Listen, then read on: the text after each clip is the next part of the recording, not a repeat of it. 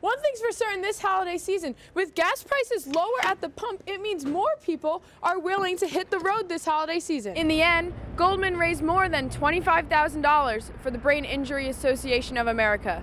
In Lower Manhattan, I'm Megan Flood, CBS 2. As you can see behind me, it is empty out here right now, but come Sunday morning, hundreds of runners will be here. Atherton Street and I-99 will get busier as the day and weekend goes on. Many people will be headed out of town for the Thanksgiving week holiday. The Jack-o'-lantern contest isn't only for families. Penn State students have joined in the fun. Parents say camp organizers plan to ask for consent before practicing any more religion. In Jackson Heights, Queens, I'm Megan Flood, CBS 2. As far as weather conditions, it's clear and cold out here right now. I'm Megan Flood, live. Now back to you in the studio.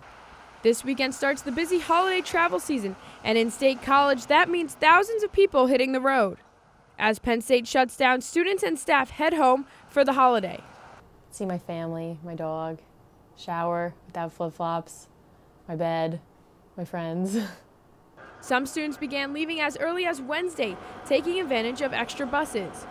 Fullington was running at least 2 trips per day to major destinations like Pittsburgh, Philadelphia, and New York. Others will catch a ride from friends. One of the girls in my sorority lives in my town, so she's going to take me. One thing's for certain this holiday season, with gas prices lower at the pump, it means more people are willing to hit the road this holiday season. With prices at a 5-year low, about 90% of holiday travelers will be driving in the next week. Gas is an average of 43 cents cheaper than Thanksgiving Day last year, making it more appealing for families to visit relatives. It improves the business a lot because people are happy. They fill up gas with the car with less money. They have more money, so they can spend more money in merchandise. So that improves the business a lot. Usually we do have a lot because a lot of people going out of town. So usually we get a lot of business when they leave and when they come back. AAA estimates about 46 million Americans are expected to go 50 miles or more from home, the highest number of travelers since 2007. Everyone is eager to get home for the holidays, but State College police have a few reminders for everyone before they leave town. Secure their property, make sure their apartments and vehicles are secure. Any smaller items that they can take with them, if possible, we recommend that they take their laptops, any video games of value with them when they go away out of town, and to stop any newspaper delivery, mail delivery, just to make their residents less likely to be targeted from thieves. As you can see behind me, it is empty out here right now, but come Sunday morning, hundreds of runners will be here to start the 31st annual Nittany Valley Half Marathon.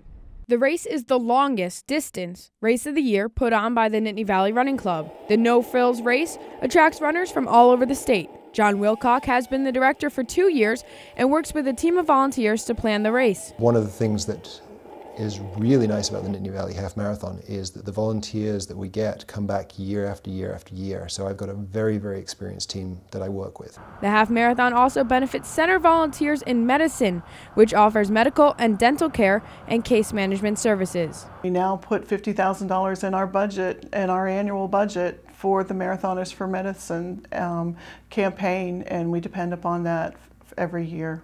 The course has a hilly reputation, especially during the second half. Driving up Park Avenue, it seems fairly flat. Running up Park Avenue it's a hill.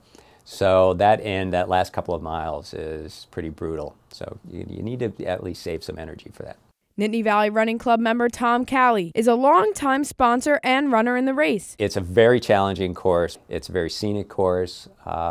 It's a fun race. Weather is always a factor for any running event, but it especially impacts this race. The event has seen conditions ranging from summer temperatures to a winter whiteout. Years when there's ice on the ground, or the snow falling, or it's blowing 30 miles an hour and 0 degrees, those are days you remember.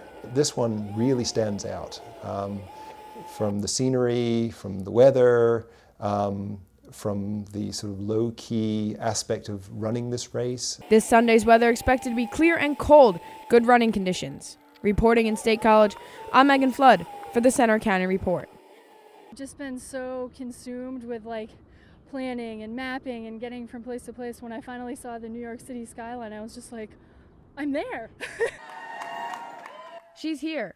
After 91 grueling days, Jessica Goldman reached the Big Apple, the end of a cross-country trip all by foot. I am the second woman to ever cross the country on foot, solo and self-supported. The 41-year-old is raising money and awareness for the Brain Injury Association of America, an organization now close to her heart after her own personal experience. I was a Peace Corps volunteer in Ethiopia, and I was a passenger in a taxi that struck someone. And I couldn't fix that situation, but that's why, I decided to take that bad experience and turn it around into something good. Goldman's journey kicked off in San Francisco on April 16th.